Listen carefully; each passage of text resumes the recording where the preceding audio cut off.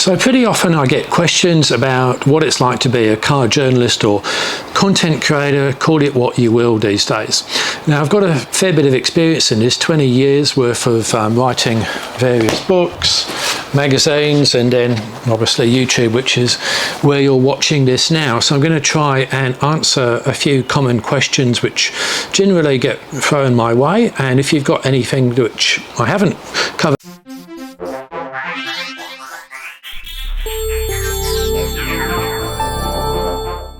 So for me personally, I think there's 4 different types of content creation. There's your new car content, full drive, aftermarket, towing, etc. There's writing books, and finally there's YouTube. And that's kind of mixing a channel with a type, but I think it's different enough to warrant a bit of a chat by itself. So I'm going to start with the one I get asked about most frequently, and that is new car journalism, which is the business of writing about new cars to make money. Now, to understand that business, you've got to do what you do with any other business or industry, which is follow the money. And there's 2 areas you've got to look at. One is new car manufacturers. They have an objective to sell as many new cars as they can. The second is the media, and they have an objective to get as many viewers as they can, because then that will translate into advertising or referrals or something similar. And it's interesting to see how those 2 objectives work with and against each other. Now, for a car maker, what they want is 3 things. They want to have the right things said about the car to the right people, and a large quantity of the right people. So for example, they're not going to be particularly happy with someone saying all the right things but only to a group of 10 people.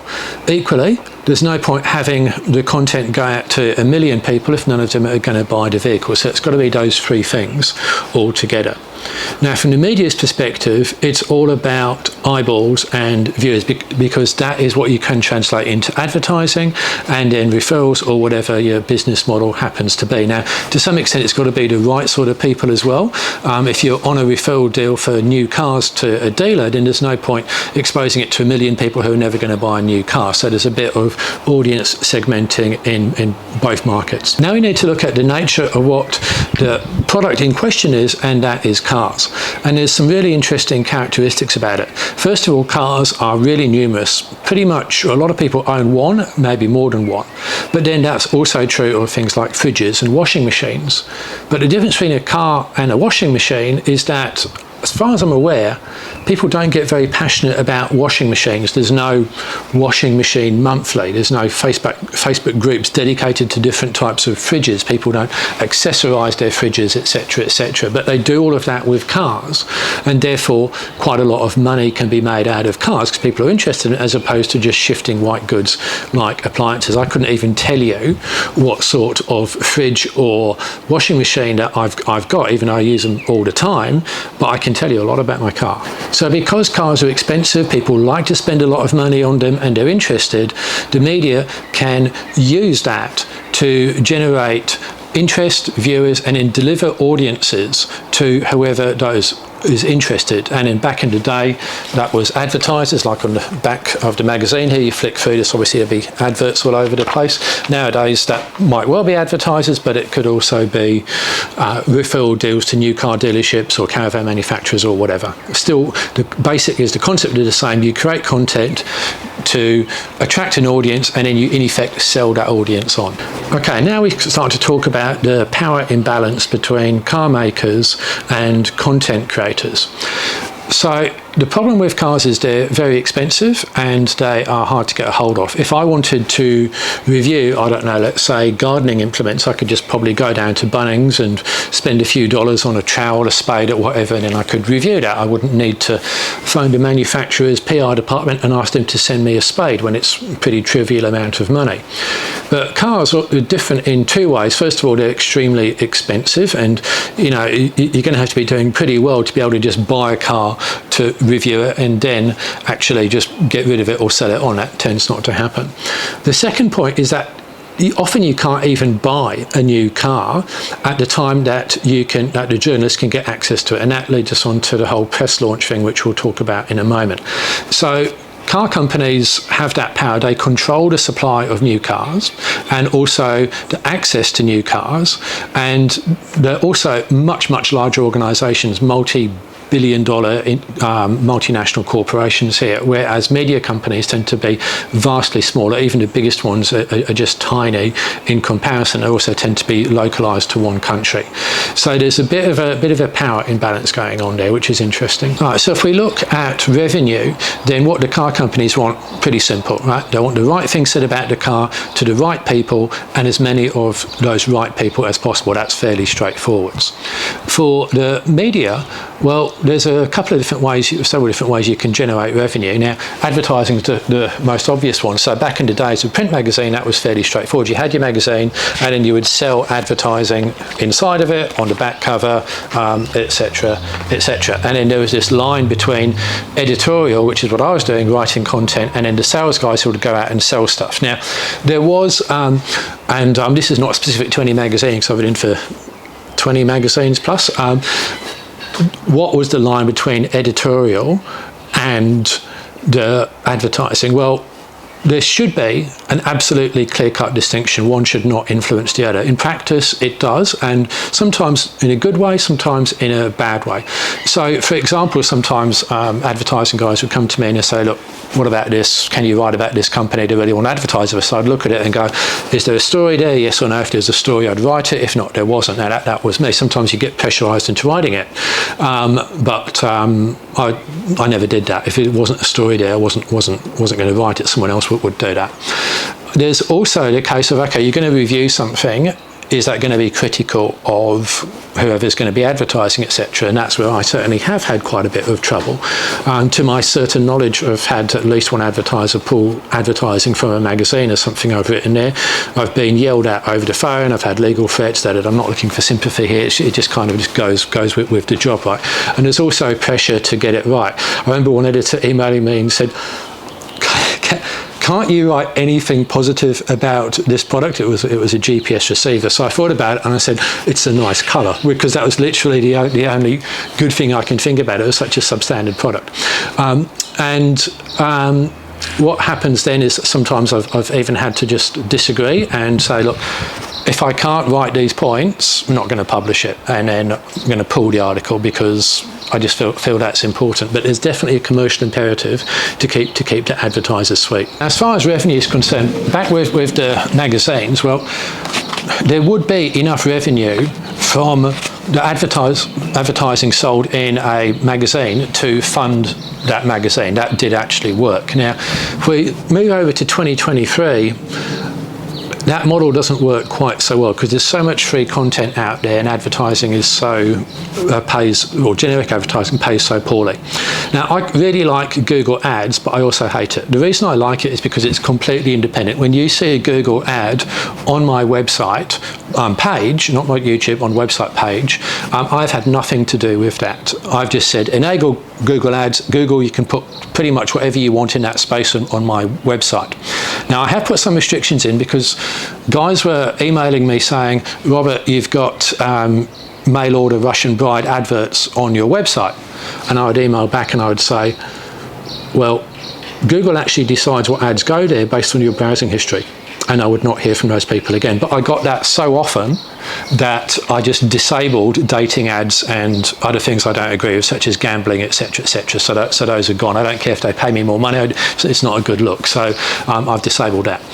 Now, on the subject of money, Google Ads, at least for me, and probably for most people, pays absolutely abysmally. You need about 20,000 views to generate $1. Which is horrific. So if you, let's say, your cost of production of a new car review might be $3,500, and let's face it, a new car review, you've got to go get the car, you've got to drive it around for a week, you've got to spend quite a bit of time researching it, reading the owner's manual, the specs, putting it in all sorts of different test situations, photograph it, whatever the case may be. This is all for a website. That's a lot of work, right? I mean, the amount of time, it's an insane amount of work. So let's say that you want $3,500 for that. Well, that's about 700,000 page views, and let me tell you, there's no new car review which is going to be 700,000 page views unless it's some exceptionally bizarre circumstance. So Google Ads doesn't pay the bills, which means that media companies need to look elsewhere.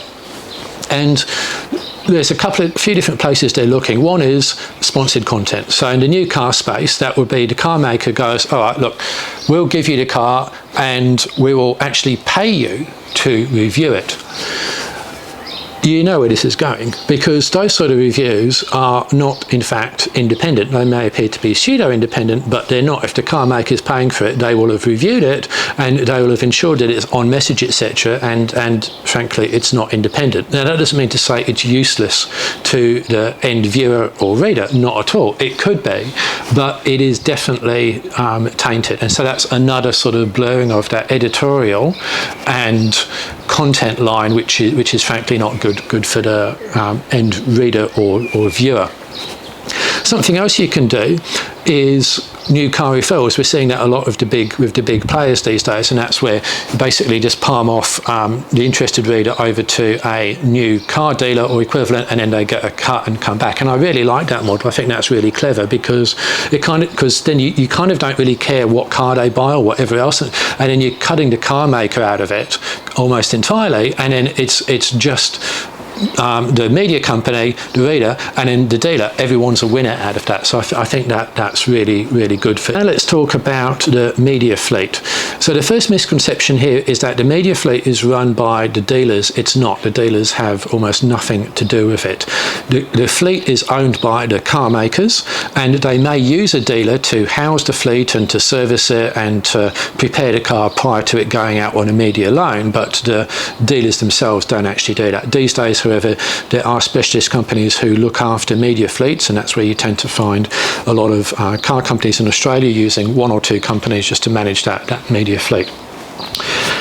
And also the cars tend to be current models, less than 6 months old, and they tend to be top-end models as well, which is kind of a double-edged sword, because if you review a top-end model, you can to some extent imagine it doesn't have features and then get a feel for what the base model might be, but you can't do that the other way around. On the other hand, it's quite good for the car companies, because you kind of psychologically get tricked into thinking the car's more luxurious than it is, and it is hard to go, okay, imagine it didn't have climate control air conditioning or didn't have electric seats or whatever the case may be. So it's not cost effective for car companies to put one of every type of the vehicle on, and that's completely reasonable. Now there's 3 types of car media loan. You've got your launch, you've got your standard 1 week loan, and you've got your long-term loan. Long-term being typically anything for about a month, 2 months, all the way up to a year, normally about 3 or 4 months. We'll talk about each one of them in turn. We'll start with the typical 1 week loan. So you've been given permission to drive the car for a week, so you've got a loan agreement. You turn up at the appointed time and place. Normally it's at any point during the day. We'll just collect it on that day, not normally a time. There'll be a form there which is different from every car company to every car company. You sign that, and it basically says things like use it only for editorial purposes, don't crash it, don't let other people do it, etc., etc. So there'll be restrictions on what you can and cannot to do with the car. With high-end cars, there might also be a mileage limitation, so no more than 250 kilometres for the loan period, etc. So you get the keys for that, and you might be thinking, okay, this is probably a super special car here. Well, it's not. Half the time you're lucky if the tyre pressures are right, etc. And it's generally clean, but when you go through the car and start operating the seats, and yet it's amazing what you found. I found quite a bit of camera equipment over the years. I found all sorts of receipts which give interesting insights into people's lives, including what they might have been doing with the car before me, which is interesting sometimes. So they're sort of clean, but they're not specially prepared. And there's also no briefing for the car. It's keys, yeah, off you go. So it's interesting, you know, the journalist's going to be going into this car, which is often quite complex, and yet there's no actual briefing as to, okay, here's the bit, how to use it, here's the best of it, etc. And I know why. It's kind of not cost effective to do that, and I don't know how many people would pay attention anyway, but it does strike me as odd that you're going to put a lot of effort into this, and there's no actual detailed briefing as to what the car might be, etc. There's the press pack, and maybe that's sufficient. I don't know. There will be the owner's manual if you're lucky, not always. I have found a owner's manual for car A and car B, so to go back and get that swapped over.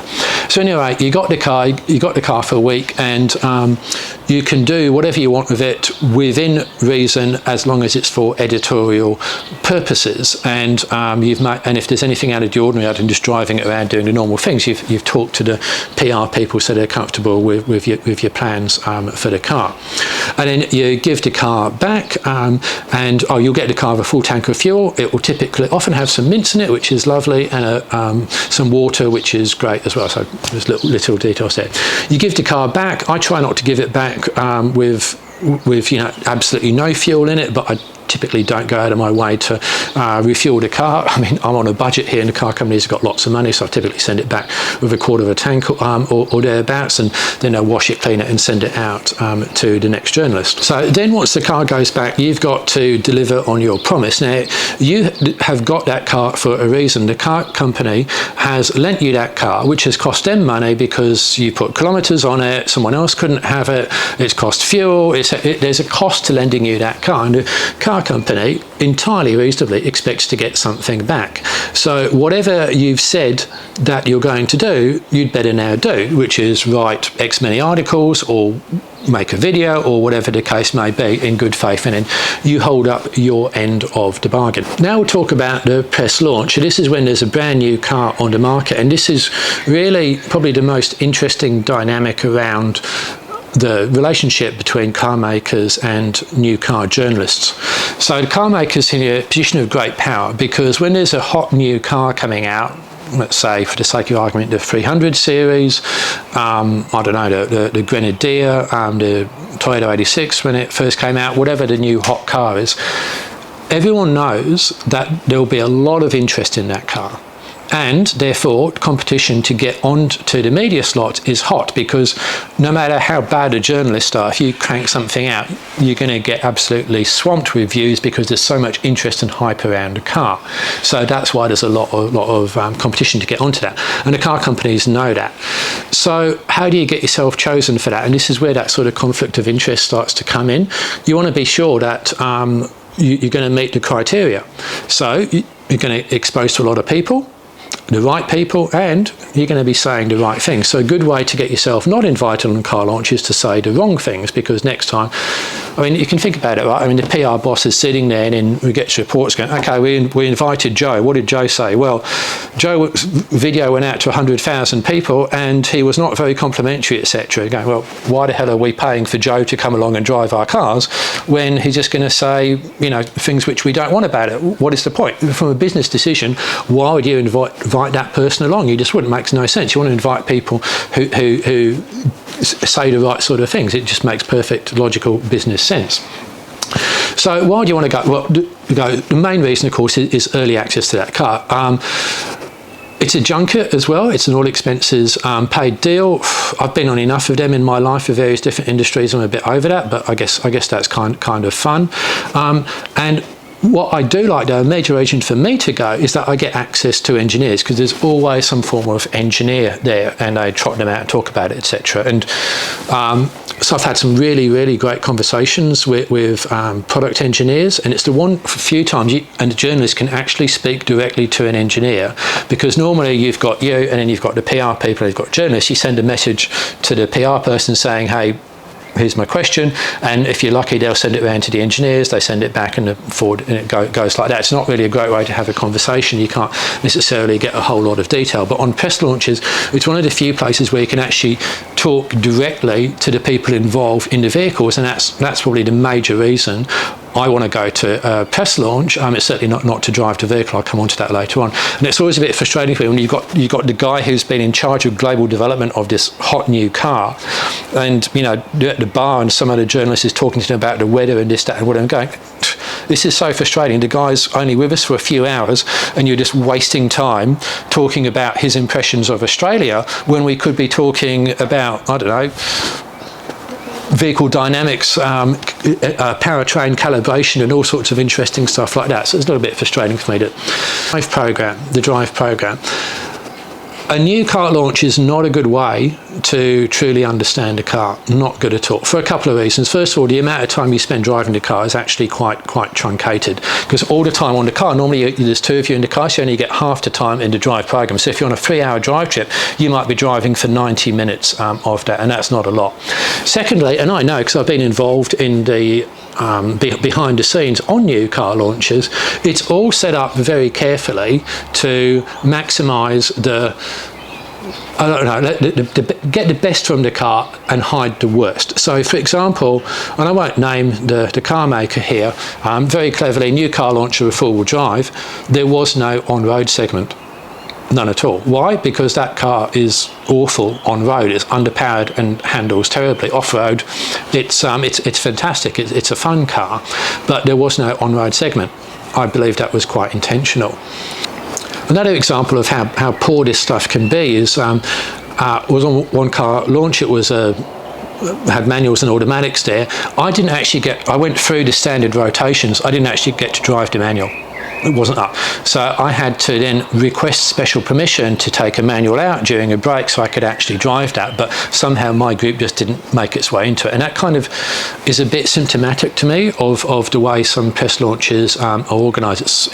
You're there to sort of get the best impression of the car, not to evaluate the car, and that's different. We're there to evaluate the car and understand it. The PR companies are there to actually give the best impression of the car.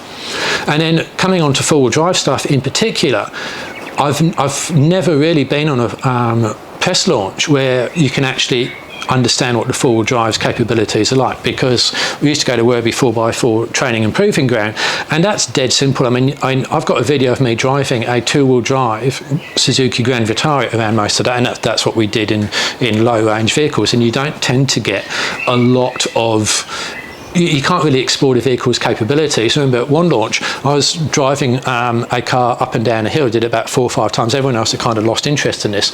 And I was going slowly, and I was looking at traction control, I was deliberately picking a different line, and someone came back and said, I thought you knew about four-wheel drives, you were struggling on that hill. And I said, I wasn't really struggling, I was deliberately taking a poor line so I could see what the car would do, and, you know, flick the locker in and out and look at the traction control and come down and experiment and do the same thing again and again, but with different... So that's car evaluation for me, and you need some time to be able to do it. Go round and round and round and round the same obstacle and try things differently. You just don't get that time on a car launch, so you can't really evaluate the car properly.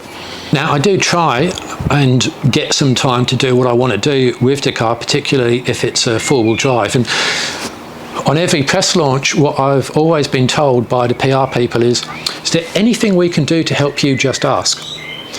Well, it turns out it's not really what they mean, because when I ask to do things such as take the car off to somewhere where I can actually evaluate, that turns out to be a lot harder than what you may think. So, you know, I'm sure the intent is there, but maybe they just didn't anticipate that particular question. Now, at the launch event, there'll be typically a number of people. There'll be PR people, normally a real abundance of PR people. I'm not quite sure what they all do, but there'll be lots of them there. There'll be a senior executive or two from the car maker concerned who will talk about the big picture, this, that, and the other, and whoever the PR manager is. There'll be the engineer who I've talked about earlier on, and I feel sorry for them in some ways, because they're sort of trying to give you good information, yet at the same time their recent media training is going through their head saying, oh no, can I say this, can I say this? Sometimes you can see this sort of hunted look in their eyes when they're trying to be honest about a car and explain something, but they're wondering if that's on message or not. So I do appreciate it, engineer guys, thank you. And there's also the driving experts as well. Now, there are companies out there that do driver training and events and so forth, and typically these guys background in motorsport, things like that, and advanced driver training, and they'll pull on a t-shirt for one car manufacturer, the next day they'll take that t-shirt off, put on another one. They tend to be experts on driving, but they don't typically know a lot about the car itself, and that's a shame. There are some car makers who do have specialist teams, and then you will get some expertise about the cars, but you can't necessarily rely on the fact that just because somebody's wearing a car maker company t-shirt to actually know anything about the car. So I could go on, and I will if you've got any more questions, or you like this series of videos. Can cover things like the aftermarket and what it's like to write a book, etc. And the most common question I get, which was how long did it take you to write this book? That's almost so predictable, that question, I can't answer that one. So if you're interested in that, let me know. If you're not, then this will be the last video in the topic, and I'm going to get back to doing technical explanations, which I'm not going to stop doing, but I thought, seeing as I get a lot of questions, I'd make this video. So hope you found it interesting, and thank you for watching.